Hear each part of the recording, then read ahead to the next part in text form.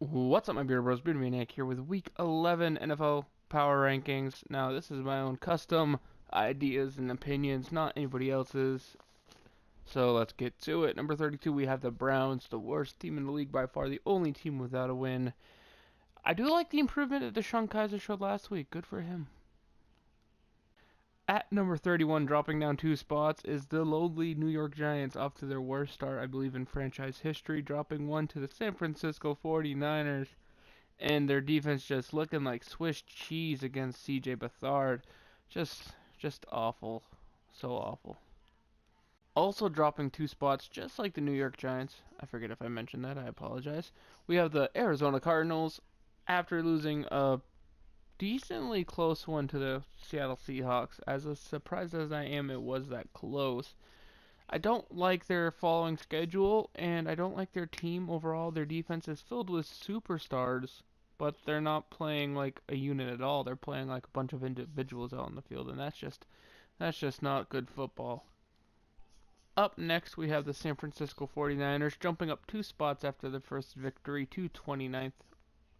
Now, I know it's weird putting them over the Cardinals, but one reason I want to is Beathard showed a little bit of maturity in that game, and I like it. They're getting more comfortable with the play calling. Their wide receivers are stepping up. Goodwin really stepped up, granted, even though the loss of Garcon and his unborn son, tragic as that was, the defense has also stepped up extremely well. Look for the 49ers to have maybe a little second half resurgence, because I don't think they honestly care too much about where they pick in the first round, because no matter what at this point, they're most likely going to have a top 10 pick anyway. Coming in at number 28, we have the Tampa Bay Buccaneers going up 2 spots. Now, they did win, granted, it was against the Jets, but to me, they still have the same holes on defense.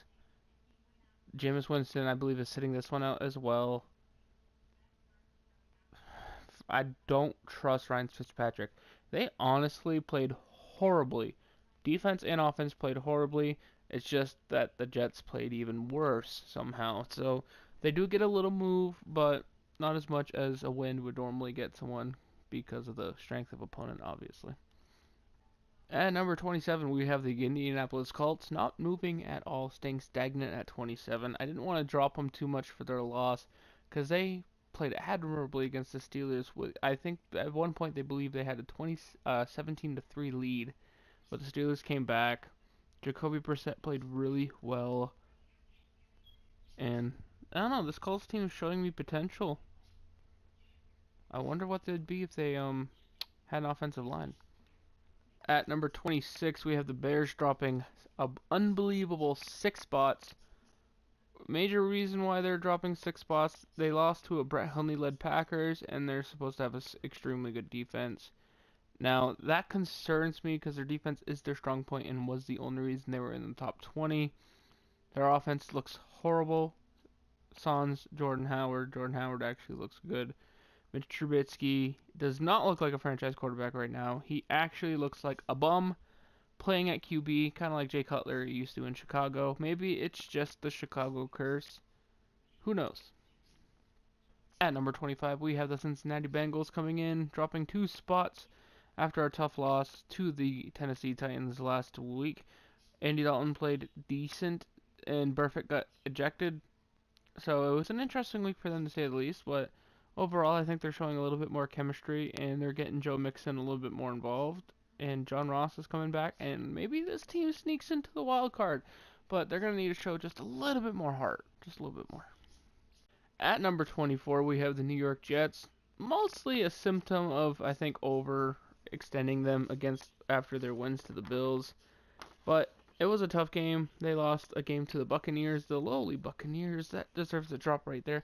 McCown played like McCown, although the bright spot, Jamal Adams, is still playing decent in the secondary for the Jets.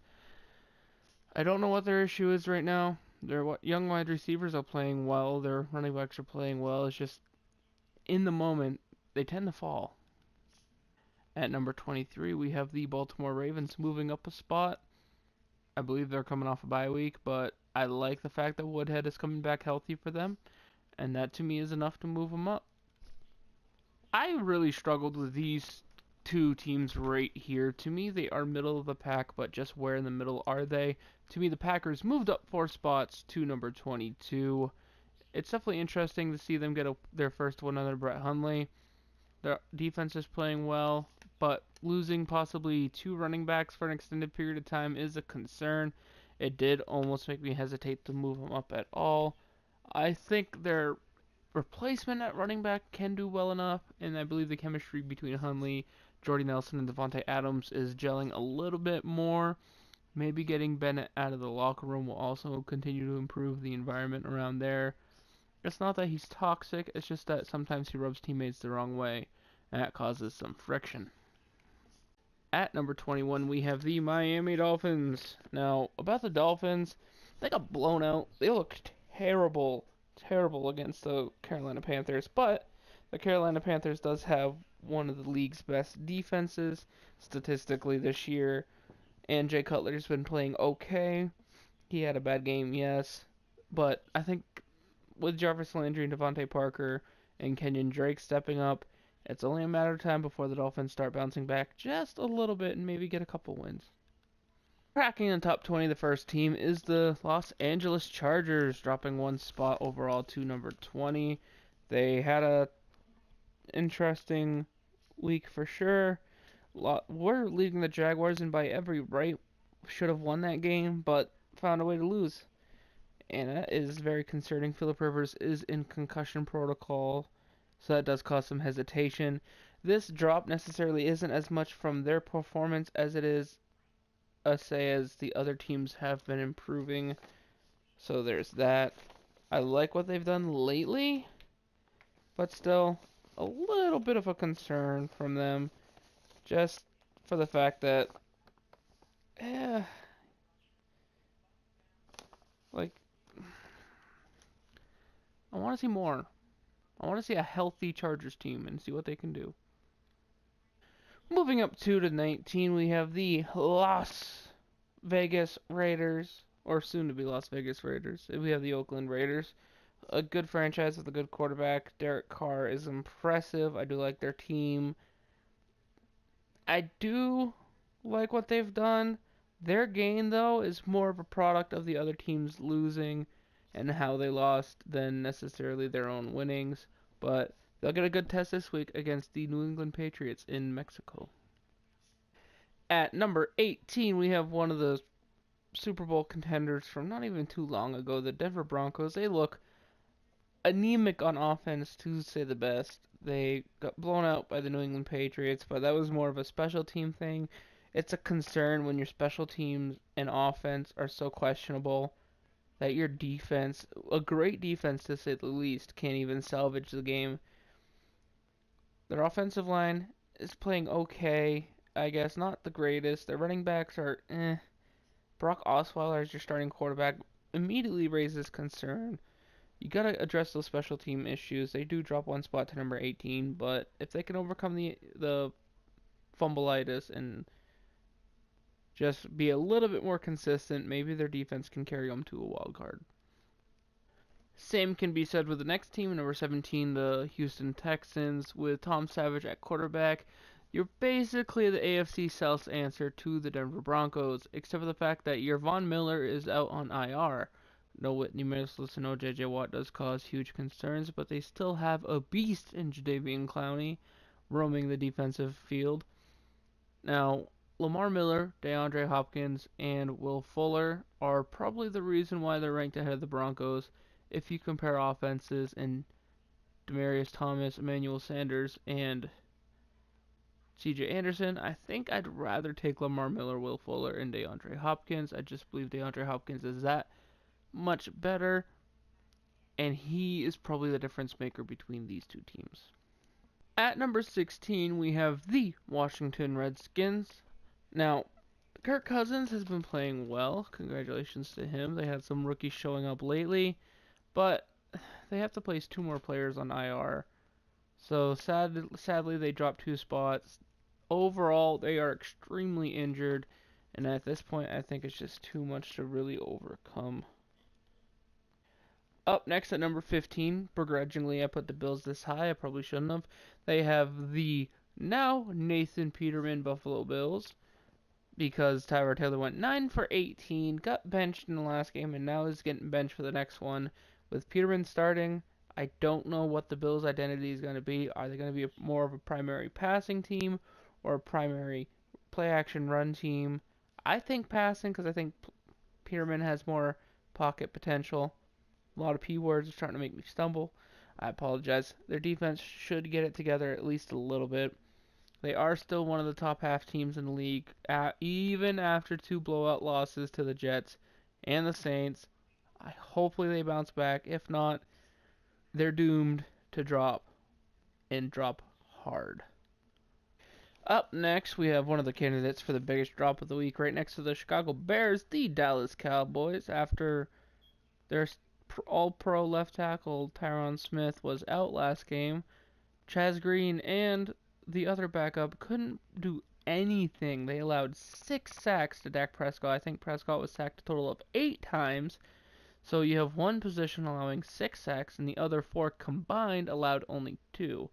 Adrian Claiborne had 6 sacks in the game. That alone is nearly an NFL record, missed by 1. Without Ezekiel Elliott for the next few games, for the foreseeable future, their running backs couldn't do anything, especially with the problem at left tackle. I don't know how long Smith will be out. Alfred Morris tried admirably, but was getting hit constantly in the backfield, and it's a very, very big concern.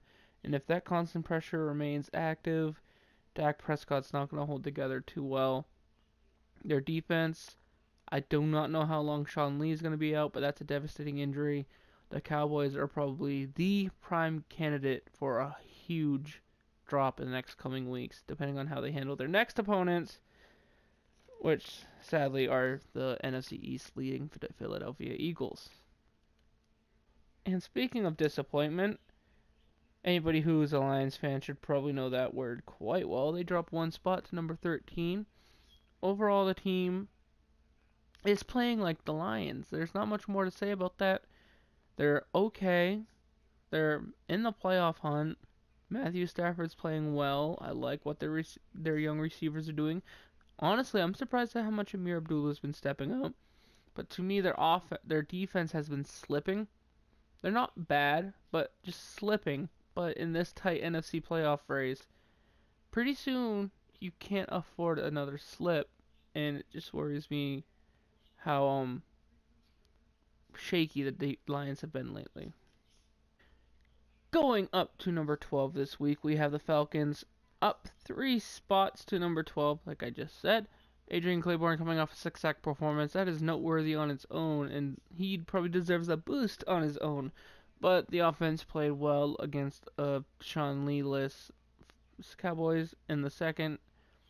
Julio Jones is playing okay. I'm kind of impressed with the improvement of Austin Hooper. What concerns me the most about the Falcons, though, is the injury to Devontae Freeman. I believe it's a concussion, but I don't know how long he'll be out. Maybe a week or 2 if he's out at all. And that running game is just, it's key to that offense, and I don't know where it is right now.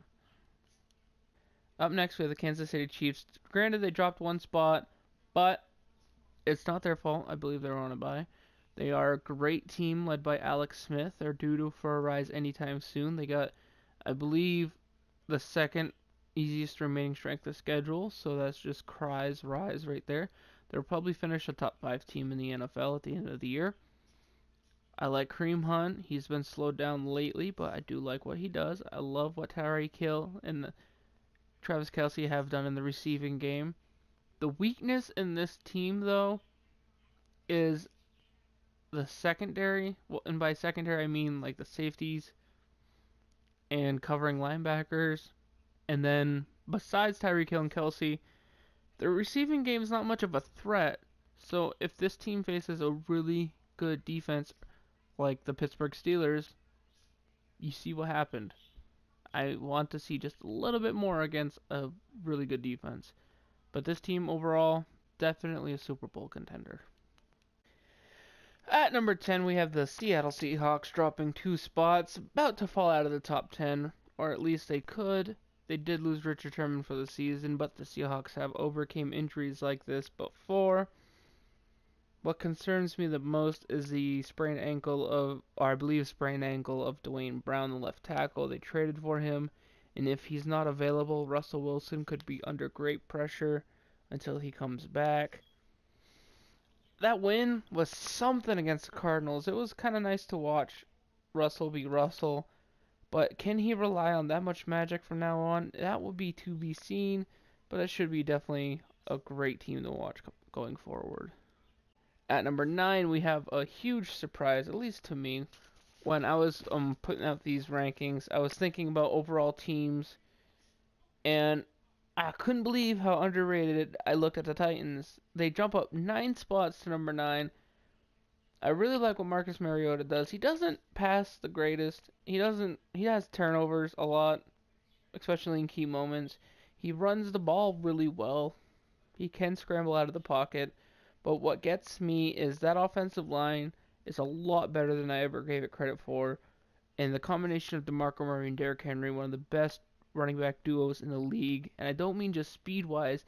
They might not put up the numbers like a Le'Veon Bell, James Conner, or Freeman and Coleman, or someone like that, or like a Kamara and Ingram. But they have such power that they can plow through you and just tear you apart from the inside. And their defense has really stepped up with Logan Ryan becoming healthy and Biard leading the league in interceptions. I love what this Tennessee Titans defense has been doing. They're currently leading the AFC South, I believe, but they're tied with the Jaguars. So it should be interesting, definitely, to see if this team can continue to step up and get their first playoff berth in a couple years. At number 8, we have the Jacksonville Jaguars dropping one spot after a close win against the Chargers, but the reason why I dropped them is they had no business winning that game in the fourth quarter. Blake Bortles played horrible. The defense played horrible, but they caught some lucky breaks and won. They were lucky to slip out. They're 6-3, currently tied for the AFC South title, but right now they're in the wild card spot.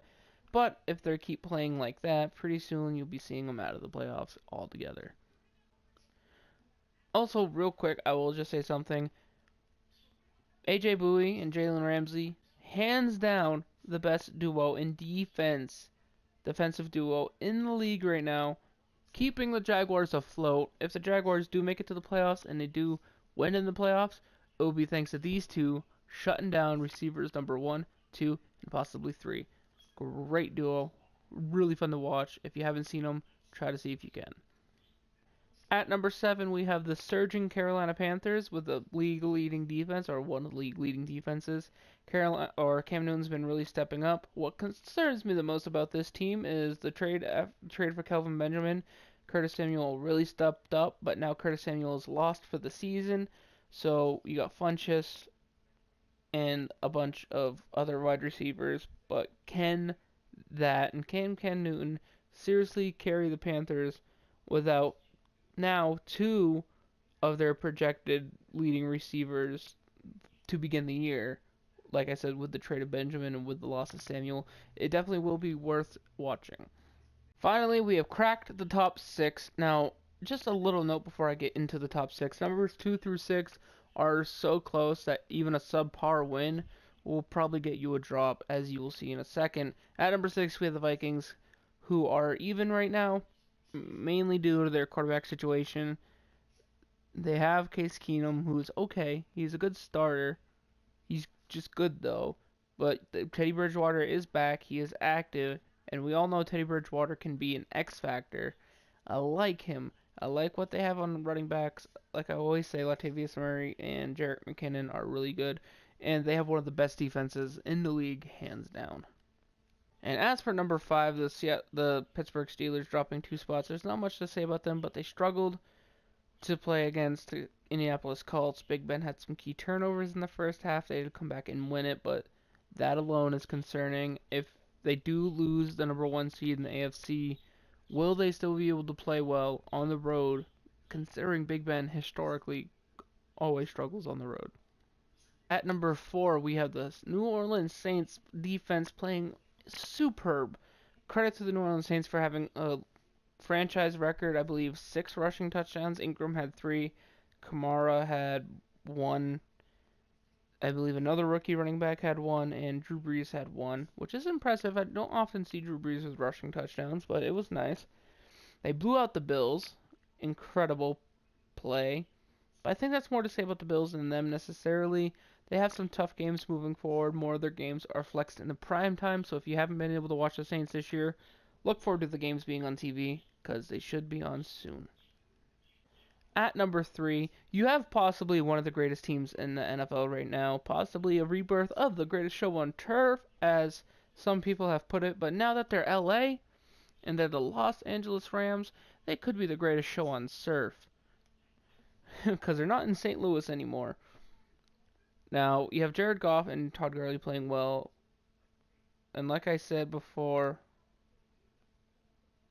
Woods playing great. It's definitely fun football to watch. Aaron Donald in their defense is almost second to none in just tenacity. They're one of the most tenacious defenses in the league right now. I love it. They are probably the most fun team in the league to watch, if it wasn't for number 1.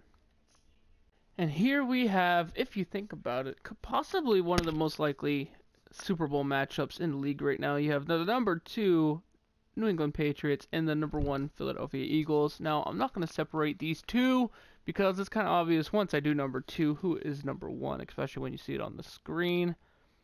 What can I say about the Patriots first? Because I will start with them first. They blew out the Denver Broncos. Their offense is coming together. I like the 3 tight end sets they can run if they have to with Dwayne Allen, Rob Gronkowski, and Martellus Bennett. Bennett is hurt apparently with a torn rotator cuff, but he did come in for his first game with the Patriots this year with 3 catches for 38 yards. Dwayne Allen had his first catch of the year for an 11-yard touchdown. Tom Brady has connected with 68 different receivers for touchdowns, which is too short of the record held by the great, immortal Vinny Testaverde, who actually played for the Patriots at one point, which is kind of funny because he played as Brady's backup. Now, I like what Brady's doing. He's leading the league in passing yards, so that does give the Patriots credit. But what concerns me the most about the Patriots, and I will say this right now, is at one point in that game, the Broncos wide receivers on everybody else besides Butler had 12 yards or 4 catches for 12 yards. Malcolm Butler at that point had allowed 5 catches for 137 yards because he was covering Emmanuel Sanders, and Sanders was tearing him up. That is a weakness to me. Hopefully he improves until then, but they can't be number 1 if they have a defense that has holes like that, even against Brock Osweiler. At number 1, we have the only team with 1 loss, Philadelphia Eagles. There's not much of a hole to this team. Their defense is playing great football. Their wide receivers are playing very well. I believe Alshon Jeffrey is going to earn a multi-year contract out of this season. Whether it's for the amount he wants, probably not with the Eagles, so he'll probably move on to a different team if that's the case.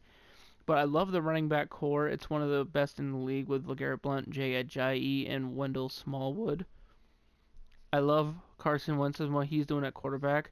The most touchdown passes in the league. Granted, I believe he has 5 interceptions, but that's what happens when you throw the ball as much as he does. Their defense is playing great football. Like I said before, I keep saying Fletcher Cox, criminally underrated defender. And the rest of their secondary, they're getting Darby back after being hurt for so long. So their team all around is probably the most solid team in the NFL right now. And that concludes this week's Power Rankings, guys. Don't forget to leave a like, comment, subscribe if you are new, and I'll see you next week.